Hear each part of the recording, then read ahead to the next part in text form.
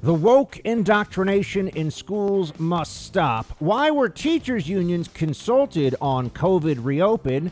The CDC summer camp rules are nuts, and Facebook has upheld Trump's ban.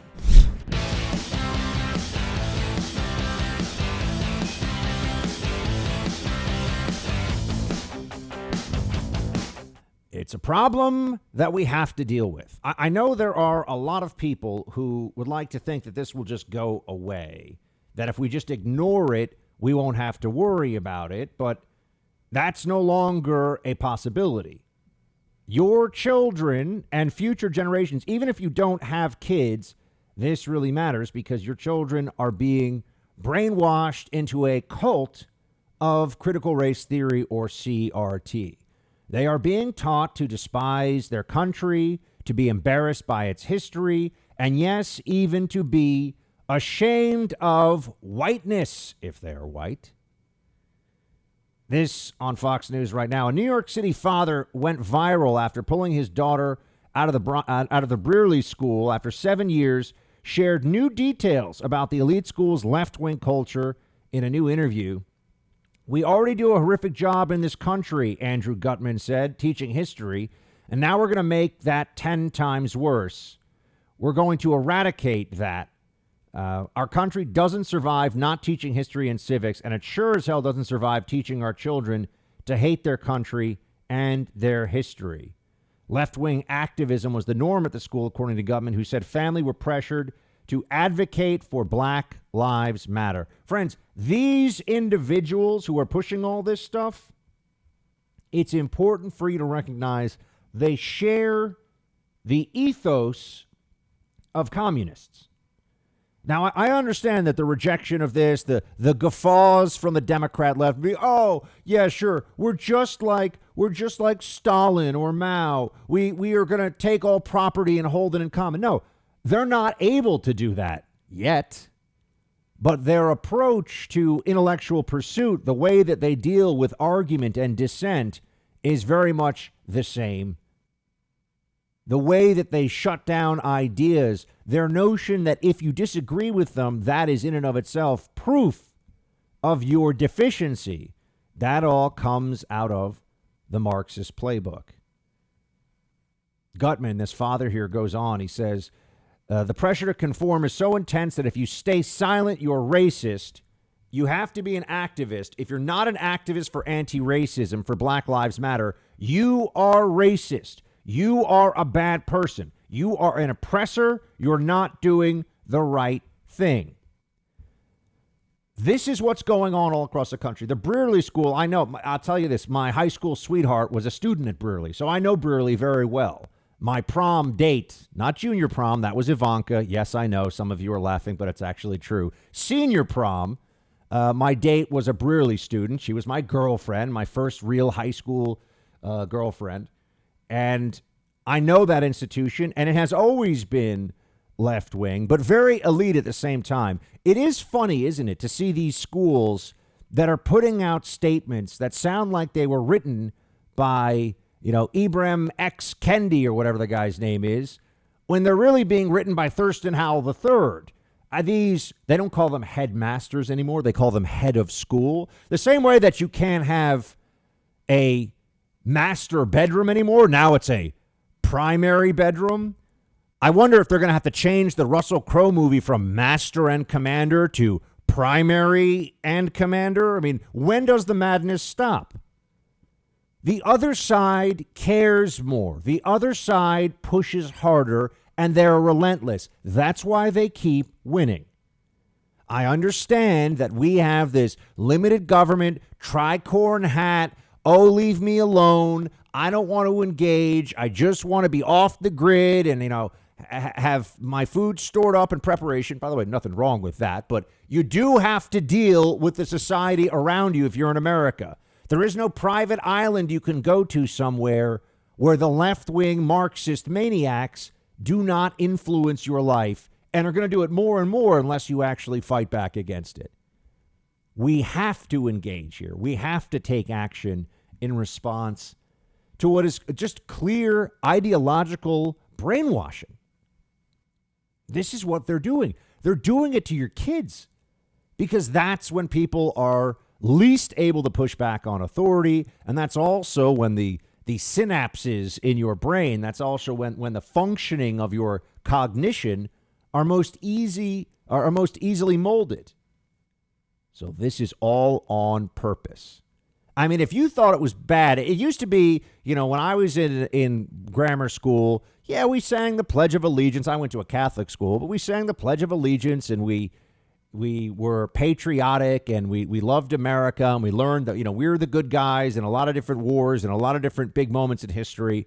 And then you got to college, and all of a sudden you had all these commies running around that were idolizing Karl Marx and were talking about radicalism and revolutions in American society and how it's all about ending the patriarchy and dealing with white culture and white supremacy and all this stuff. And we thought that maybe people could get through that without being affected by it, without believing this nonsense, like it would be a passing phase. The same way that people think it's normal to drink 5 or 6 days a week in college, have beer with almost every meal, and not understand that that's actually an alcohol abuse issue and it's not fun or cute or good, and something that I wish I had known when I went to school, and that I wish I could tell everybody else going off to school. It is possible to drink too much even in your 20s. So I look at all this and I realize that people assume that college kids would grow out of it, but no. Now you have people running these companies. Now you have people who are making determinations at the highest level of the United States government and of our culture who are openly radical, openly Marxist, and want to teach your children that they live in a world of racial hierarchy. But in this hierarchy, whiteness is something for which people should be sorry and ashamed. You see, the racial framework that I and conservatives want us to live in is one in which race is as important in our characterizations of one's, morality, decency, worth as a person. Race is like, hair length or hair color or something, something that no one cares about, doesn't matter, has no meaning. We're all human beings. We're all equal. That's the society we want to live in. That is the opposite of what is being taught to children in school now. Children who are too young or in their formative years, not able to push back on authority figures and suffer the consequences if they do. This is happening because of a number of factors that have come together. This is why it is worse now. This isn't just, conservatives, the war on Christmas, and now it's the war on wokeness. No, this is a problem now because the left has the full-scale support, top to bottom, not only of the traditional corporate news media, and of academia, but now also of social media, which is a much more powerful tool for influencing opinions and minds than anything they've ever had before. They are programming us like gerbils all across the country. All right, like we just want to hit the pedal and get a few sips of water if we do the right thing. That's what social media is doing. These are addiction machines that are rewiring our brains to think a certain way, and very few people really have the ability to resist that quick serotonin hit from posting Black Lives Matter on their Facebook or their Instagram or whatever. It's such an easy way. We call it virtue signaling, but it's even more than that. It gives people a little jolt of easy, unearned joy, right? It's self-congratulation. It's, ooh, look at me. Yeah, everyone's going to think I'm great. And what do we have in response? Well, Milton Friedman and Friedrich Hayek and limited government. And look, those are brilliant men, and I've read their most important works, and I celebrate them, but it's not going to win this fight we're in right now. We need a moment here of clarity where we understand that if we don't start to actually organize ourselves, if we do not mimic the tactics of the left, we will lose. This will be a very different country. Now, when I say the tactics, I mean taking control of institutions, using the legal system on offense. We have to go on offense against the other side wherever we can. Now, that can be trying to establish a neutral space for ideas, but it also can be one that is explicitly conservative, patriotic, celebrates America, celebrates the American founding. And we need that in corporations, in schools, because trying to preserve this idea of the non-political space in America, we lost that battle. It's gone.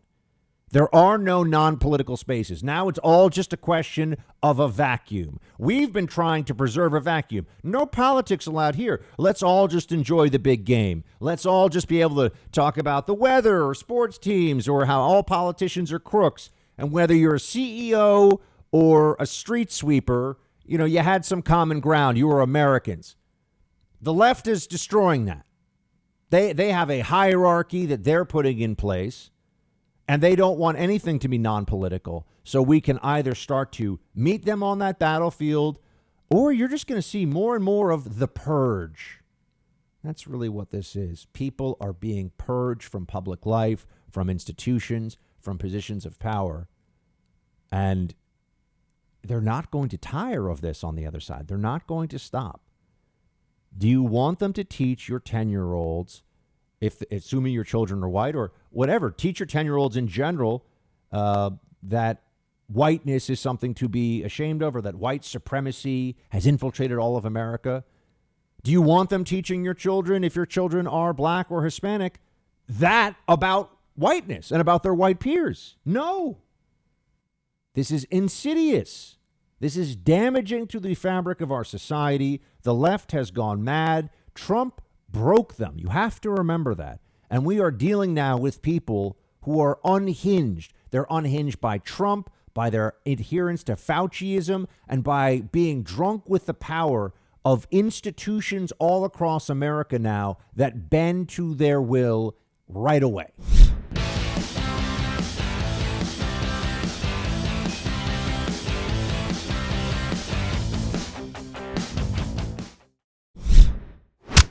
Consequences of slavery from its inception centuries ago to its modern day implications for Black Americans. We've seen a growing movement to reframe how American history is taught in public schools. Well, some parents who are opposed to critical race theory as new curriculum aren't too pleased. Just because I do not want critical race theory taught to my children in school does not mean that I'm a racist, damn it. Actually, it does.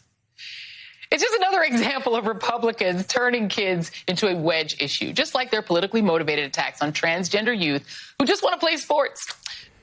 Did you hear the snide laughter of televised moron Joy Reid, woman who claimed publicly that she had an FBI investigation going on? This was her official word when it was found that she was making fun of gay people. But a few years back, on her personal blog, she was writing and making fun of mocking gay people.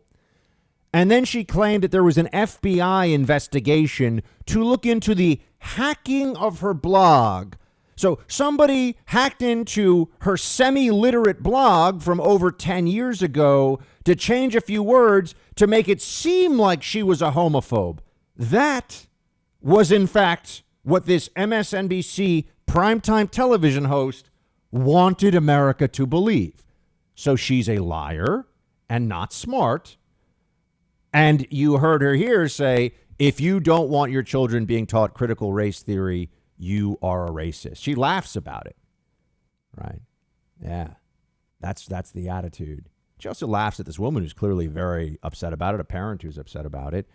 Critical race theory is intellectually laughable. It's flimsy. It's garbage. It doesn't stand up to any actual scrutiny. What does it mean? What are the outer limits? Why would we set up society? Why would we have this as our framework for understanding relations between people? What does critical race theory really teach us about how we can interact with each other better? Oh, by making special allowances for people of certain skin colors at the expense of others because of historical wrongs?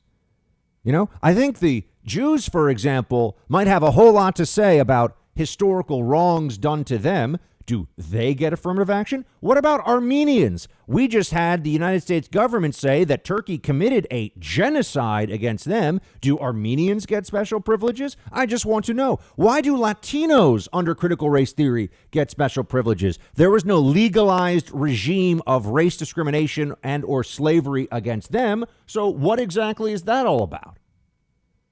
No answers to any of this. No answers to any of this other than the Marxist left uses racial minorities and the history of mistreatment, the real history of mistreatment of racial minorities in this country, as a means of forcing their political opponents to bend the knee and do what they say. Or else they'll slander you, or else they'll do exactly what Joy Reid did here. Yeah, that's right. If you don't want critical race theory taught, if you ever read, I've read, you go back, read Delgado, read some of the early scholars behind critical race theory, and they will tell you straight up that this comes from radical feminism, that it's built upon a foundation of radical feminism, a horrifically destructive and bad just framework for women to approach their lives. Radical feminism is misery. It is. Look at all the radical feminists. They're all miserable. They're all vicious, miserable, sad people. Because it sets up a society where men are some kind of enemy and they are man haters, and it's absurd. The whole thing is based upon resentment and based upon undermining some of the most beautiful things about human beings and human nature. That's what radical feminism does. You look at some of the other scholars, so-called scholars, Jacques Derrida and Michel Foucault and these other. Yeah, that's right. A bunch of bombastic French scum. They are the intellectual foundation of the critical race theory movement. By the way, Joy Reid couldn't tell you a thing about any of them. Doesn't know. Maybe she could read what's said in the prompter about some of the intellectual forefathers, if you will, of this movement. One of them recently, I believe it was Foucault, was allegedly having sex with very underage. This was published recently. Very underage children during visits to North Africa. So a pedophile is the allegation. But these are French philosophers whose contributions are things like, there is no truth. There is no such thing as what is true. Yeah, it was Foucault who was accused of being a pedophile. 9 and 10-year-olds. But one of the great intellectual heroes of the left. I wonder why people don't really talk more about that. And who was their intellectual hero? A German philosopher named Heidegger. What do you want to know about Heidegger? Oh, I don't know. Maybe that he was a member of the Nazi Party, a card-carrying member of the Nazi Party for more than a decade. But the left loves him. They don't really talk about that very much, do they? Yeah. This is a rotten, godless, divisive, destructive movement. That is what critical race theory is. It is Marxism, which is just the elimination of human bonds and decency and its replacement with resentment for the purpose of achieving power, centered around race instead of class. So yeah, parents don't want their kids learning that crap.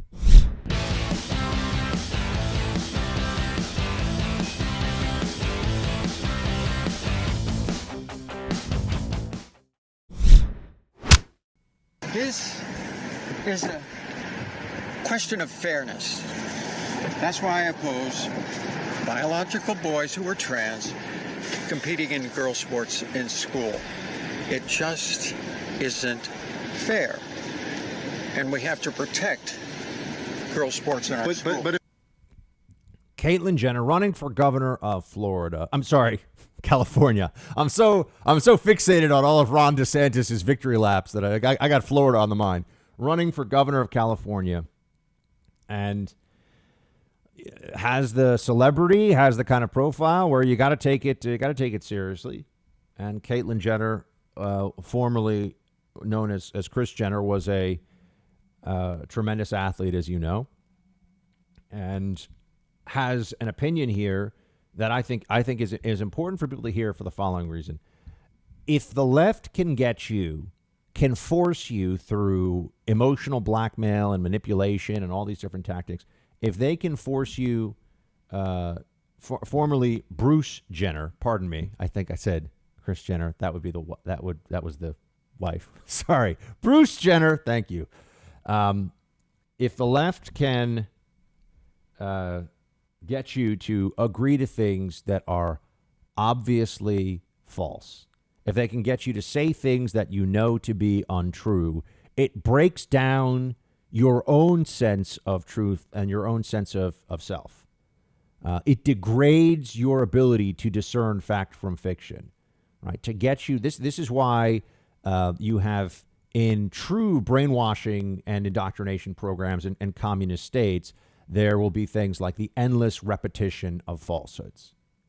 Because the endless repetitions of falsehoods, even if you at first recognize them as being wrong, you intellectually understand that, over time, you start to question that. And the fact that you're saying it, the fact that you're affirming that which is untrue, means that you are at some level complicit in the lie. Why do you think the left is so fixated on pronouns? Why do you think the left is so fixated on aspects of the transgender issue that are anybody with common sense would say have just gone completely overboard and are absurd?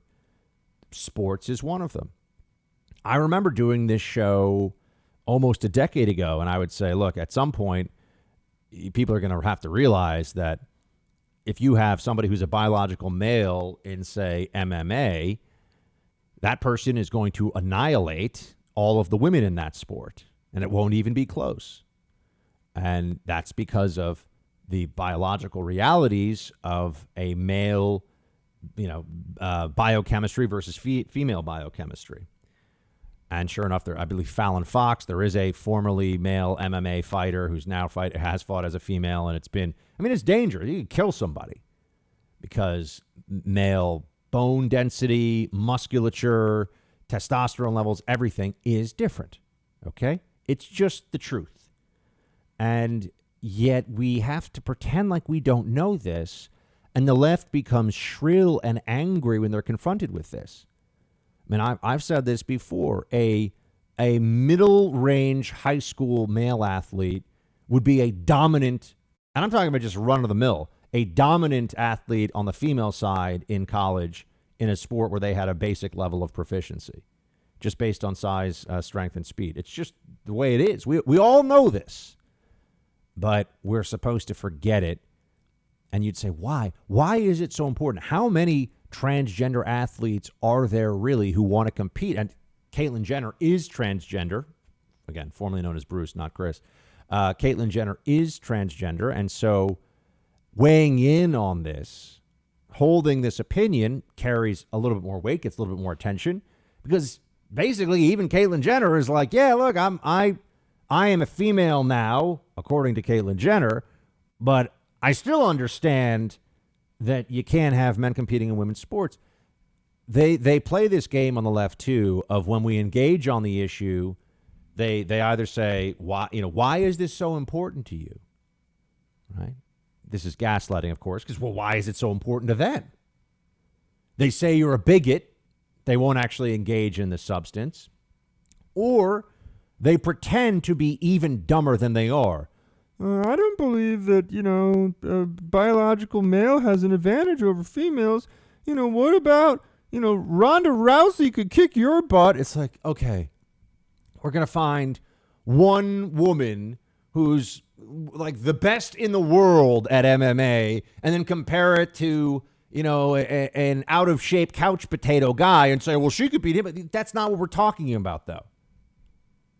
That has no meaning in the discussion, but this is what they do. They either pretend it doesn't matter to them, they pretend that that you're a bigot for opposing it. That's their favorite, of course.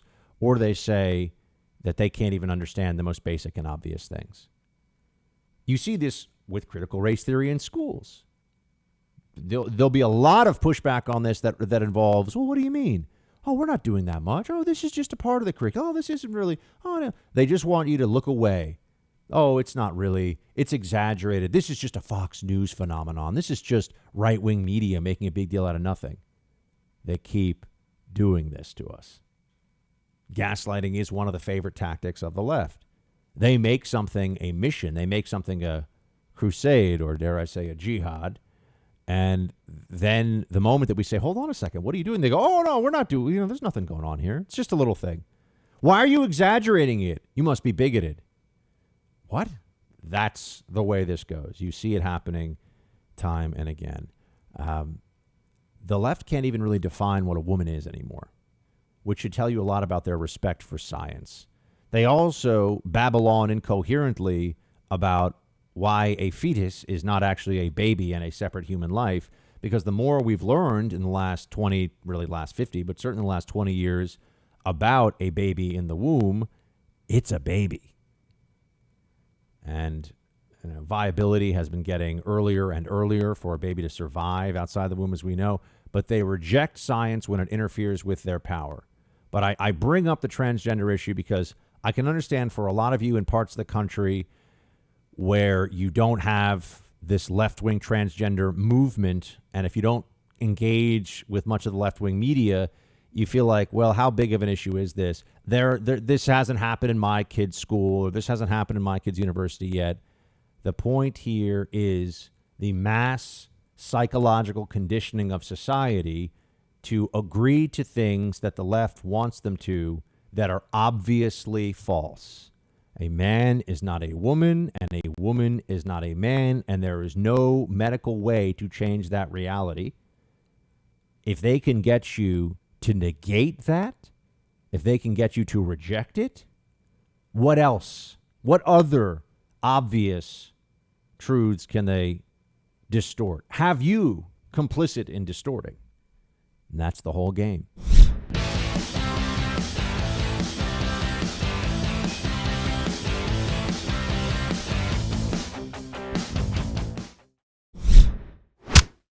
Given what research shows about transmission outside, about the low risk of serious illness in children, are these CDC guidelines excessive? I wouldn't call them excessive, Savannah, but they certainly are conservative. and I think what you're going to start to see is really in real time, continually reevaluating that for its practicality. Because you're right. People look at that and they say, well, is that being a little bit too far right now? Yeah, because aren't we supposed to be, we've been told, people have been preaching for a year, follow the science. The science doesn't suggest those CDC guidelines are too sensible for little kids outside in 90-degree heat running around with masks. Yes, Savannah, you've asked me that question a couple of times before. I'm asking for two kids named Vale and Charlie, age 6 and 4. Yeah, well, you're right. The CDC makes decisions based on science. They will continually reevaluate that. You're right. It looks a bit strict, a bit stringent, but that's the reason why they keep looking at that and trying to, reevaluate on literally in real time whether or not that's the practical way to go. Let's get into the fundamental fallacy here first before I start tearing apart just the sub-mediocrity, lab coat tyrant, Dr. Fauci. Okay, before I start having some fun with that, let's get into the fundamental fallacy that the CDC makes decisions based upon the science. Well, what's happened here is an intentional conflation in the mind of the public that has led them to believe that the science that the CDC is acting on is clear and that no reasonable person could come to a different conclusion. What they're really doing is conflating data and analysis. And they've been doing this all along. They can look at the fatality rate for children, for example, which from COVID is almost zero. It's about half this year in the last 12 months. The fatality from COVID for children, I think under the age of 12 or maybe under the age of 18, is half what the flu was in 2019 during that season. And we're talking about a couple of hundred people total, right? In a nation of over 330 million. And so what we have here is a group of bureaucrats sitting around saying, oh, no, that's too many. Hashtag the science. But a lot of us say, well, hold on a second. Society's been willing to pay a higher price to let children live their lives during flu season for as long as any of us have been alive. So why is the price too high to children now from COVID? Right? You see, their rationalizations here, their reliance on referring to this as the science is all a rhetorical ploy. They're making policy judgments, and their judgment sucks. That's the truth. That's what's really going on here. Okay. And, you know, this nonsense with Fauci, I wouldn't call them excessive. I would say they're conservative. They're idiotic, Fauci, you little fascist. It's preposterous. You want to know how bad it is? Okay, here we go. This is from my buddy Robbie Suave at Reason.com. Last week, the Centers for Reason Control, for Disease, they are for anti-reason, for Disease Control and Prevention released new guidance to help summer camps mitigate their coronavirus risk. Given that summer camps involve both children and the outdoors, two factors that render COVID-19 significantly less worrisome and will be opening in the wake of widespread vaccination, one might have expected the CDC to depart from its characteristic over-caution. Nope. This is among the most restrictive, unrealistic guidance the agency has released during the pandemic. It's more limiting than the CDC's guidance for vaccinated people exercising outdoors generally. If followed, summer campers would be miserable, deprived of physical contact, and in considerable danger of overheating. The government has essentially recommended that summer camps treat kids like prisoners. He's right. I looked through the guidance. It's stupid beyond words. The people running the CDC, they're morons, friends. They're morons. They would shame the DMV, never mind the CDC, if they worked there. They are bureaucrats who want to keep their perks, want to keep their jobs, and so they do the lockdown libs bidding. That's their whole purpose, and they know it. Walensky knows it. Fauci over at NIAID knows it. They all know it. This isn't about what's best for the children. They couldn't give a crap about the children. How does the New York Times editorial page respond to this? What does the Biden administration think of this? Again, Robbie Suave at Reason.com. Here's what he writes. Here are some of the restrictions.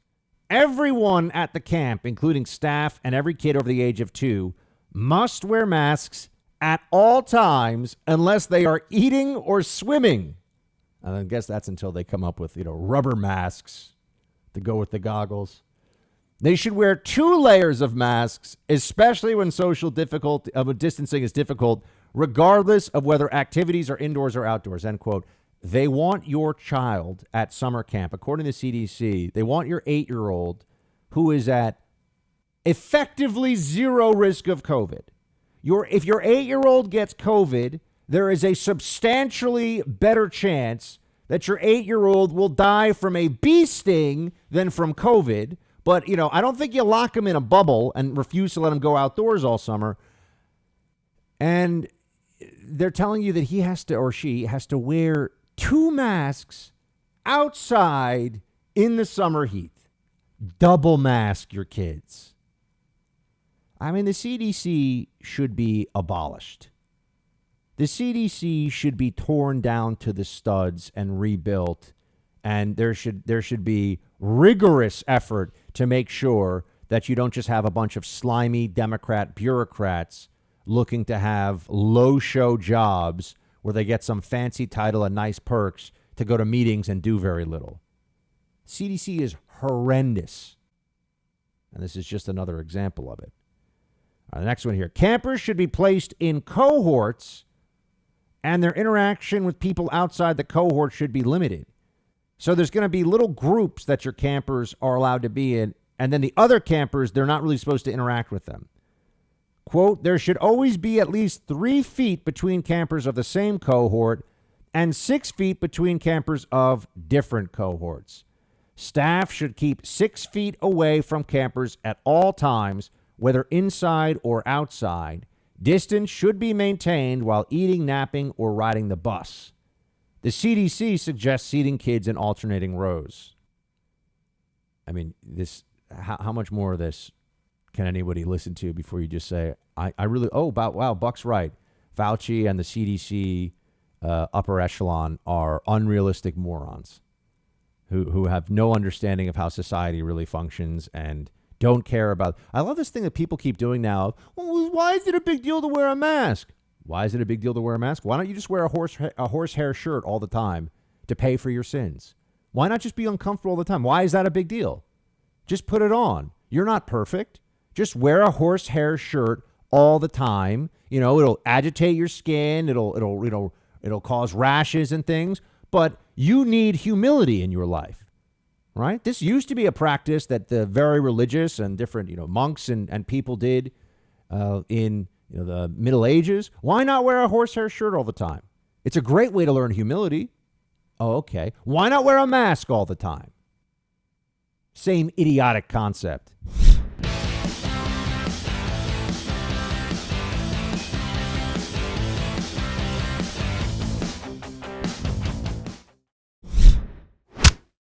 Before I let you go, Dr. Fauci, you and I are Major League Baseball fans. What inning are we in as far as this COVID pandemic is concerned? Well, we're at least halfway through. I hope we're seeing, and I do believe, Wolf, I'm not trying to be overly enthusiastic about what's going on vis-a-vis the vaccine program, which is so successful. But we've really got to not declare victory prematurely. So we're in the late innings, but it's not over. That's the thing we really got to get people to appreciate. We're going in the right direction. We're seeing the light at the end of the tunnel. But now's not a time to declare victory. It's a time to get more and more people vaccinated. Just the way the president said today, we want to get to that goal. It's a doable goal, and I believe we'll get there. So you think the 7th, the 8th inning, or late innings? What inning you're talking about? How about the bottom of the 6th? Try that one, Wolf. All right, I'll go with the bottom of the 6th. That's not too bad. We're at the bottom of the 6th inning. So, we got many innings left. And, the Fauci wants you to know that baseball could theoretically go on forever. So don't forget that. Because, in 6 months, when the Fauci is telling you still got to wear 2 masks, put your 4-year-old in 2 masks and hermetically seal him, but put the 4-year-old in one of those Ziploc bags. And maybe you poke a couple of holes in because, oxygen, but you put him in a Ziploc bag with 2 masks. And then I want you to build a plexiglass barrier around the double-masked 6-year-old in the big Ziploc, the barrier. And then if possible, also put in the room with him one of those machines that cleans the air, as if that's really going to do something. And maybe, a little bit like in the old times when there was plague in Europe, there was the bubonic plague, the Black Death. They would set up torches around the Pope in a room because they thought that would keep. So maybe some torches too. That's all. Why is that so hard? Why is it so hard for you to obey Fauci? What's the problem? Why won't you just listen to Fauci? This guy's the most damaging, reckless, worthless public health official of my lifetime. I mean, all you have to know is this guy has been elevated. He was in the failing Trump COVID response is what they all said. Yeah, because also Trump is responsible for COVID in Brazil, Western Europe, India, China, right. All these places that have had terrible COVID outbreaks. It's all Trump's fault because he didn't mask enough. Because Trump said to inject bleach. Anyone who says the inject bleach thing, that's really a litmus test for somebody being a total imbecile. Anyway, Fauci's been a nightmare all along. And as I was saying, with the Fauci, baseball can just go on and on and on. You need a winner. There's no shootout. There's no automatic end. So I think that's important to keep in mind here, too. The Fauci, this guy is the worst. Oh, something I had to get to. Do you recognize that the CDC confers with the teachers' unions, with the slothful, disingenuous, dishonest teachers' unions, who have basically all had a year of paid sitting on the couch doing nothing? Yeah, they've basically had that for a year. Not enough. They want more. A lot of them they want more staff, so they have to do less actual teaching themselves. They want the ability to work from their couches forever if they want. I mean, you'd think that teaching would be one of those in-person, teaching children, one of those important in-person learning things or in-person activities. But they don't care because teachers are all, unfortunately, part of a system as well with the public school system that brainwashes them into the most left-wing nonsense imaginable. Here's what the head of the American Federation of Teachers, Randy Weingarten, and this was amazing. She's amazing. She's so perfect for the role, too. It's all just, we just really want to teach. And teachers, we're just so brave, and we just take care of the children, and we're all about the children. And actually, they're about union members being unfireable, getting pay and benefits well beyond what the free market would give them. I mean, that's what the teachers union's actually about, but she does a great job with the propaganda. And right now, after teachers have been put, and I know it's not all teachers, so for those of you listening who are teachers who want to be back in school and want to be back in person, I know it's not your fault, but, the system overall is terrible. We've had kids out of school for a year. A lot of underprivileged kids, particularly, are never going to be able to catch up. And here's Randy Weingarten wants the teachers to take a bow right now because they've done such a good job. Play 3. Every day should be teacher, nurse, and public employee appreciation day or week. And frankly, it feels like I've said that every year, but especially this year. This year, you've saved us. You've kept your students engaged and fed. You've kept your patients as safe as humanly possible in a pandemic. And the services you provide, from public health to public safety, have kept our communities going. You are the front lines, not just of the COVID-19 pandemic, but of every crisis we face. To our educators and PRCRPs and support staff, you've turned on a dime over and over and over again, even when you're exhausted and scared, to help our students succeed from pre-K through higher ed.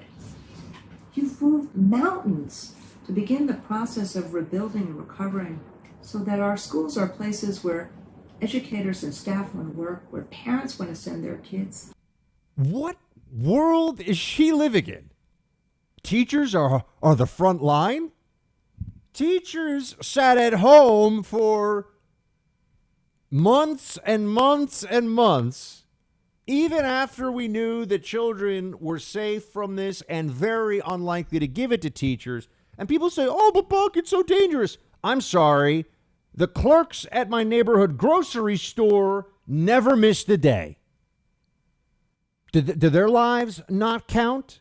Does their safety not count? You say, oh, well, that's, grocery stores, that's, what, people don't need food? We're just going to have the grocery store on an honor system? That'll work out really well these days. You should see the Dwayne Reed on the corner where I live. Everything of any value under lock and key. It's embarrassing. Everything of value that would be easy to sell or to carry out, you have to go press a button, aisle 7 needs assistance. You can't. Shaving implements, chocolate. That's what gets me so upset. I can't get chocolate squares without having to get assistance. But yeah, sure, we're going to be on the on. I asked the clerks once. I said, what? They said people just come in here and steal all the time. They're on video and they don't care. It's not enough money for the NYPD to do anything about it. People just come in and steal all the time. That's the society we live in now. So, yeah, you need grocery store clerks is the point. And they do their jobs. I got COVID. I've been going into an office since, I don't know now, since September, October, right? It's been I'm trying to remember the way this all goes. But yeah, I've been going to the office for a long time. Do I not count? Am I a hero? Buck Sexton on the front lines of doing media content. Oh my gosh, we should all. No. All right. Unless you are in a hospital, a COVID ward, a first responder who has to be around routinely people with COVID, you don't get to do the whole, I'm a COVID frontline hero thing. Sorry, teachers. They got a little Fauci-ite there. But Randy Weingarten's amazing. She is so full of crap. I mean, I've seen few people. She's amazing at her job because she's so mendacious. She lies so effortlessly and gives such a dishonest accounting of what's really going on with the teachers union, which is just all muscle for the Democrat Party. It's just all donations for Democrat politicians and votes for them to make sure that we continue to have failing public schools without school choice, without accountability. And then when things fall apart in some of these communities and across society, we blame the cops. We blame the cops. Sure we do.